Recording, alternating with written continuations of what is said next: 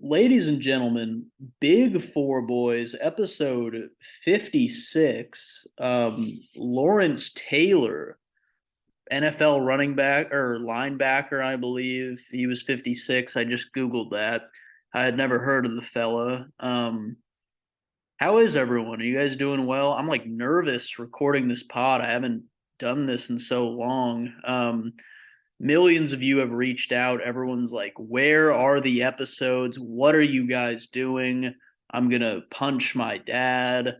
And I get it. I understand the frustration. To fill you guys in, we recorded, I think November 4th was the last episode, got millions of downloads. We appreciate it. And since then, it's been some scheduling issues. And then as of recent, our main man Alec, he has been busy with law school. He's in the middle of finals right now. I think until about the 10th, he said, kind of mid to early December. He's busy doing the whole law school thing. And so I guess he can't find 1 hour a week to record.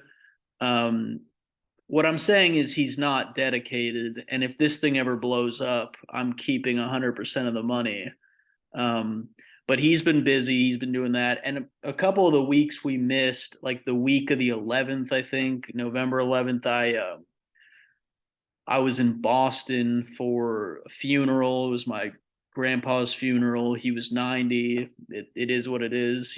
We all die. Hopefully, some of us sooner than others. But I was gone that weekend. We tried to kind of do it last minute. We couldn't get the schedules to line up. I wasn't going to bring my fucking laptop to Boston because I was busy with family. Could you imagine if I was just at the funeral and hopping on Zoom to record? That'd be a good eulogy, actually. My dad's crying and I'm just talking about Kanye or something. That'd be good.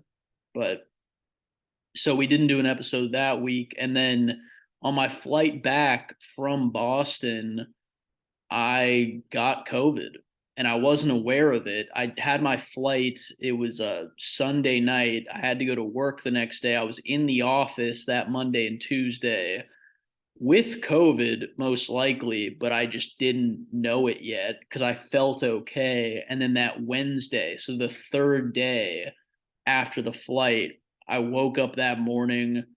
I was fucking dead tired, just, could barely get out of bed. I worked from home, um, and just felt exhausted. Took a test that day, was negative still, even though I definitely had it at that point. Um, and then I ended up testing positive, I believe, the next day. So I was out for a couple days. It had me on my ass, and I've been vaccinated and everything, so it's weird to me that it's still kicking people's asses. But I don't know. Pfizer's slacking, I guess. Vax is not doing its job.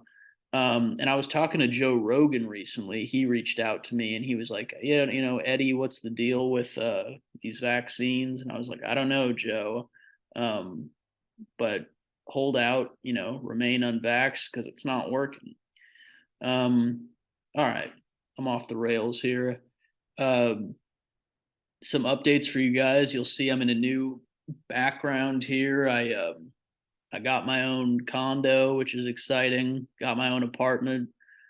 It's nice living alone, man. It is so nice. Before this, I had three roommates. You can't do anything. You can't make a peep in your room without everyone hearing you. You can't jerk off without people peeking in and saying, "Hey, can I join?" So that was all frustrating, but it's nice to have my own space. I'm really going to start cranking out more videos too now that I have my own, like, it's almost like a mini studio here. I can just film without bothering other people. So that's an exciting update. I can go do that again. Uh, I feel like I'm saying a lot just because I'm struggling to find the words here, but I updated you guys on Alec. He's just a busy boy. USC Law School. He's grinding away. It's funny, as I'm recording this, USC is about to play in the Pac-12 championship game. It's 4:50 right now on a Friday. I think the game starts at 5. So hopefully they lose. Honestly, I hate USC. I hate that Alec is a bandwagon fan. Um, he went to UCLA undergrad and now he's repping their rivals. How does that make sense? How can you do that? So I don't know. We all hate him. Sometimes I'll just think, I'm like, God, how is Alec so ugly? But I don't know. That's just a random thought. Um, and a lot of things are happening, guys. I'll keep giving you guys more updates in a sec here, but as of today, or I think it was yesterday, Kanye got on that Alex Jones podcast show. I don't even know. I don't know that much about Alex Jones, but he was the guy who famously said that Sandy Hook was fake. He said that all the kids were actors and no one actually got murdered. Um, he was appalled yesterday on his podcast when he spoke with Yeezy, and Kanye was like, I like Nazis, I like Hitler. um I don't know. I don't really know. I don't know if Kanye is going insane. I don't know what it is. To be fair, I didn't listen to the whole interview, so I don't know if he maybe backtracked. I don't know if he's like trolling with what he's saying. I feel like a lot of the time Kanye says crazy shit just to be in the news and get a reaction. Like it felt like for years, whenever he would drop an album, he would always go wild on Twitter right before, like a few days before, maybe a couple weeks before an album would come out. He would just hop on Twitter and, make fun of someone. He would roast Drake or something. Like even this last album, when Donda came out, which was a great album, um, he was beefing with Drake. He was tweeting about shit. He was tweeting shit about Kim. Um, and then, it's good promotion. Any press is good press. And I don't know, is he going to try to drop a project after saying all this shit? Because I'll buy it. But no, he's off the rails. And, I don't want to speak for Alec Kelsey, my podcast partner, but I assume he's a huge fan of what Kanye's doing right now. I imagine he's in full support. Um, yeah, so I'll put a bow on that. I don't really have a take on the Kanye thing. He's probably just looking for attention. I don't fucking know. Um, what else has been going on in my life? The COVID thing was tough. I got absolutely destroyed by that for like 4 or 5 days. I was hurting and I had to move into this apartment during that time. I had a scheduled move in time to get all my shit in. They had some staff members who were helping me. And get this, to move into this new apartment, you schedule a time. There's a not a moving company, but people who help facilitate things in the building here. They are scheduled for a certain time period on that day. I did it on a Saturday, and to reschedule, it would have costed me $100. Uh, Even whether you're sick, it doesn't matter what the condition is. It doesn't matter if your brother, fell off a bike. They make you show up. Um, and I had COVID, but I was like, fuck it, I'm still gonna do it. So I did a thing and moved all my shit with the virus. And who knows? Maybe I killed someone in the building. That'd be fun. But yeah, I just didn't tell anyone. That's the other thing about coronavirus is if you just don't tell people you have COVID, then no one will freak out. We're all overthinking it. I think you just gotta, live your life. And someone drops dead, then it happens. Um, but I'm feeling good now, feeling healthy. I Been doing some stand up too, been doing some open mics around Portland, which I don't know, I'm really enjoying comedy. I think for people who listen to this pod, they know that I like the jokes. I like to make videos. I like to create some stuff in my free time. Obviously, it's just a side gig, but I really do enjoy it. And I find that when I go a long time without doing stand up or without doing a video, I kind of get a little angsty. I get a little anxious. I'm like, I gotta keep putting stuff out there. Gotta keep entertaining the people. But I've been in the Portland. I've been doing some open mics for a few months now, trying to be somewhat consistent. And I got to tell you guys about this thing that happened on Tuesday. Did an open mic in Southeast Portland. And for me, just to brief you guys, the Portland comedy scene is like, it's somewhat bumping. When I first looked into it, I didn't think there would be much happening here because it's a smaller city. You know, obviously, a place like New York or LA or Chicago, they would have a big scene, which they do. But I expected Portland to just be, maybe there's like two comedians at a pizza parlor telling jokes, and that's all they got. But it's a big scene here. There's like at least 200 plus comedians who are actively doing stand up each week. There's a lot going on.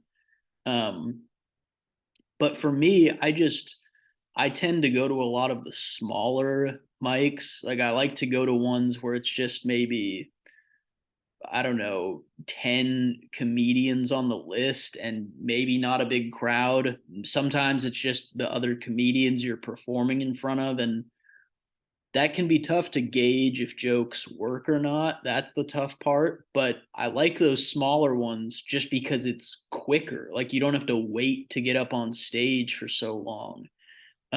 So I do a lot of the smaller mics, but because of that, I haven't really met a ton of people in the scene. Like there's the same people I see each week at these smaller ones, and I've become friends with some of those people, and that's been awesome, and I appreciate them. But there's a ton of people in the scene who I've seen some of their clips on Instagram maybe, or I've heard of them through mutual comedian friends, but there's a lot of people, hundreds that I still don't really know. Um, so I went to this mic on Tuesday that I had never been to before. It's a somewhat newer one, but I know the main host, this guy Lucas Kopp, who really funny comedian. Love him. He's like super nice, really supportive guy. But I went on Tuesday and he wasn't there because he had the flu, and so it was this other guy. His first name's Brandon. I don't even know his last name. I won't say it because I'm about to trash him. Um, just a really bad open mic host. And I'm not saying I could do a better job. I'm sure if I had to go up there and host the thing for 3 hours, I'd be fucking nervous and, shitting myself and messing up people's names. So I don't really blame him, but the whole situation was frustrating. So I want to just paint this picture for you guys for what an open mic comedian goes through. Um, Let me start with the professionals first. For people who like live in New York, think the big name comedians. Think of someone like a Chris Rock or like a Louis C.K. or I don't know, someone who's at the top. Like they would typically show up to a comedy club. They've got a full audience of people who've paid to be there. They would show up and the club owner would be like, "Hey there, Louis. Hey there, Chris. We can put you on next. You just got here. We're going to put you on stage right now." Um, and they would get that treatment. They would just get to go up whenever they want. When you are an open mic comedian and even the people there, the other comics there have no idea who the fuck you are, uh, you're just getting pushed to the back of the line. They treat you like scum. It's tough sledding in the beginning, that's for sure. And I don't know if I've talked about it on this podcast. I feel like I have talked about it in general, where even in local scenes like Portland, the longer you are in the game, the better treatment you'll get. Like if you've been doing comedy here for 8 to 10 years and you show up, they might put you on next because the host is like, oh, this guy's a local legend. I don't. No one in Portland is really killing it, but they're like, this guy's been around. We'll put him up next. But when you're brand new, you just get put to the fucking bottom. So to paint the picture for you guys, I showed up to this mic at 6:30 because that's when the sign up started. That's when you get to show up. You put your name on the list, um, and then the show starts at 7.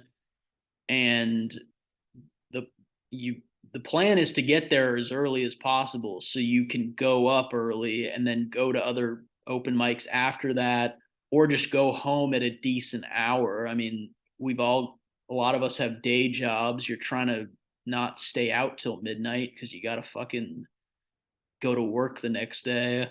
But so what happened was I got there right at 6:30, already 15 people ahead of me. I was like 16th or 15th on the list, and I'm doing the math. I'm like, okay, well, it's 4 minute sets for each comedian, 15 times 4, 60 minutes, an hour. Okay, the mic starts at 7. I'll be good to go at 8 o'clock. I'll get on stage, then I can go.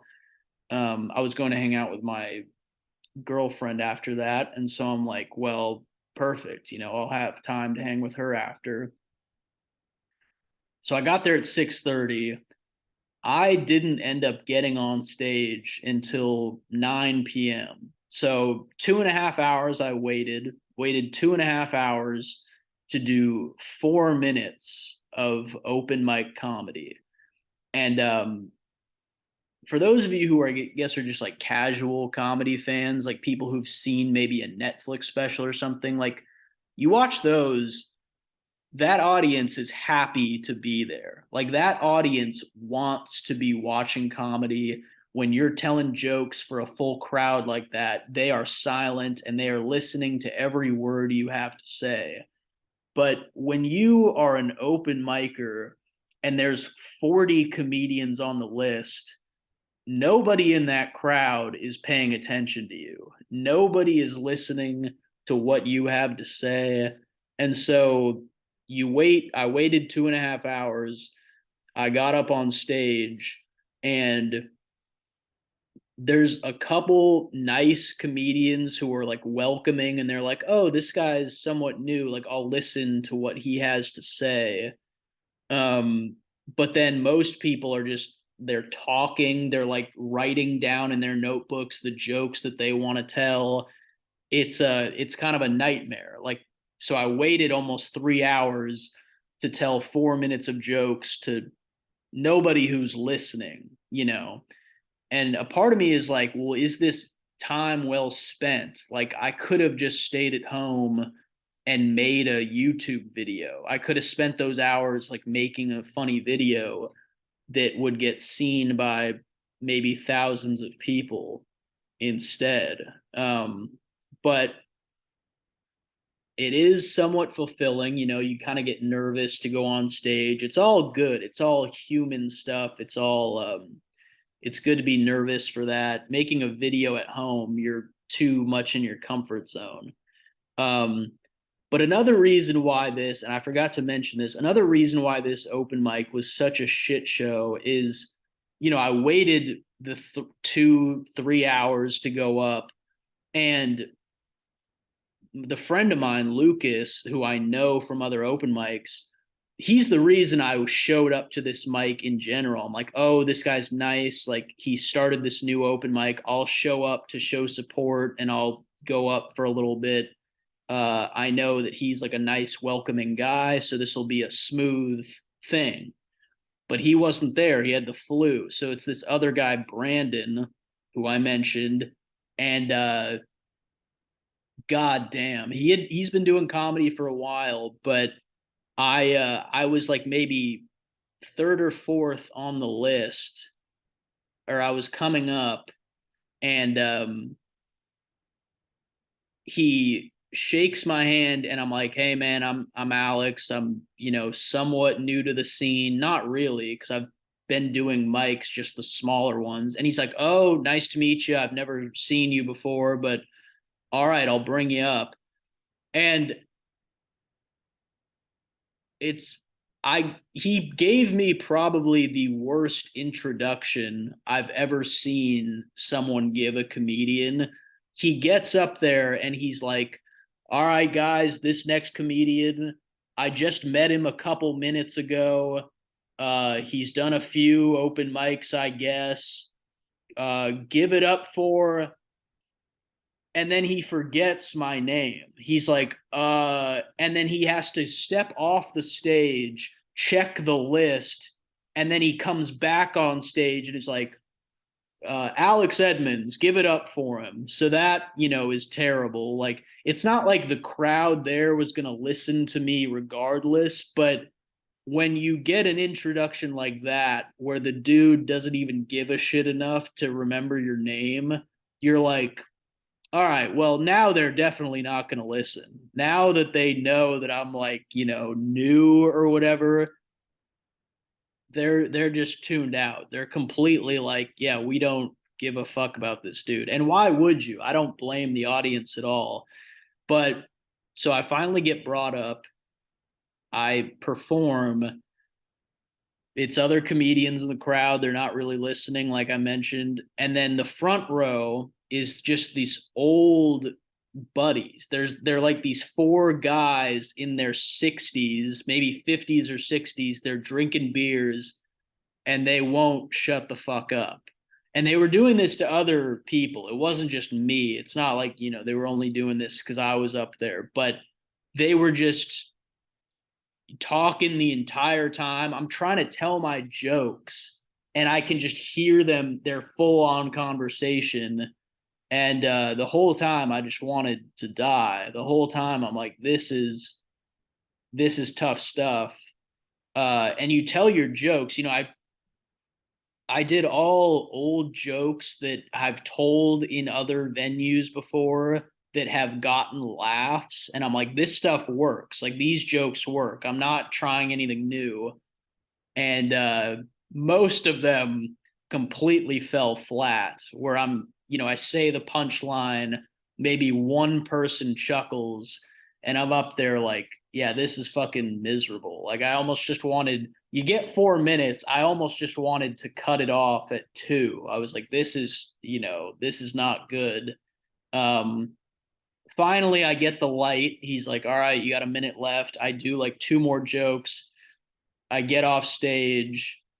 Um, and that was pretty much it. And I, the reason why it took so long, I guess I forgot to explain this. I'm all over the place with this story, but the reason it took so long for me to get on stage, I was 15th, 16th on the list. I should have gone up at 8. The reason I didn't go up till 9 is because in open mic comedy, they have this thing called the float list, where there's the signups list and then there's a float list where you can like DM or text the host and be like, hey, I'm not going to be there in time to sign up, but can you put me on the float list so that when I show up, you can put me up, somewhere in the lineup. And so because I'm new and, like, I don't know this host, he just kept putting float people in front of me. Like, people who did not get there early to sign up would show up at like 8 and then they'd get to go up before me. And I'm sitting there like, what the actual fuck? Like, this is ridiculous. And one of my friends who is there, who's a comedian, who's been doing it longer than I have, he's a really funny guy, Michael Marcus. You guys should check him out.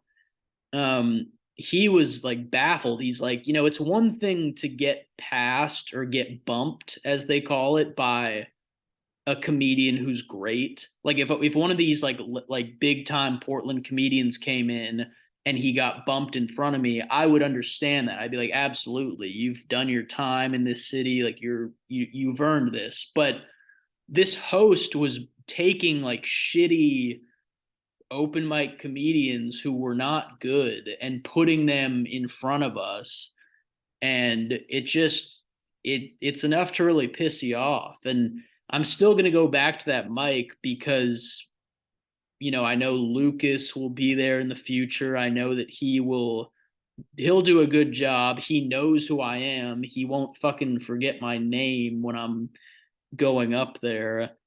um but frustrating experience. It's stuff like that that makes you not want to go to these mics, because I don't know, for me, I'm someone who's like, I just hate the feeling of wasting time, and I do waste time. I've got like 4 or 5 hours of screen time a day on my phone. Like I waste enough time, but you hate it when you're just showing up to these events and you're like, all right, I expect to be here for an hour, and you end up being there for 3 hours. It's frustrating, and it's enough to make you want to punch a man.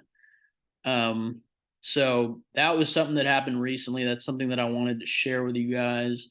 Open mic experience. It's always fun to tell a story from time to time. I feel like on this podcast, Alec and I, we always try to talk about sports, and that's something that I don't know anything about, so I'm always looking like a tard.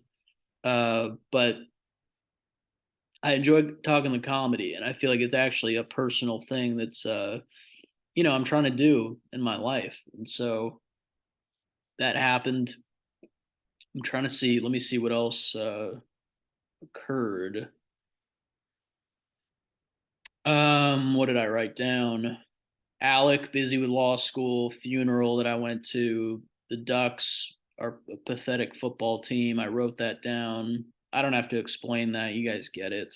Um, Stand up, worst introduction of all time. Yep, I covered that.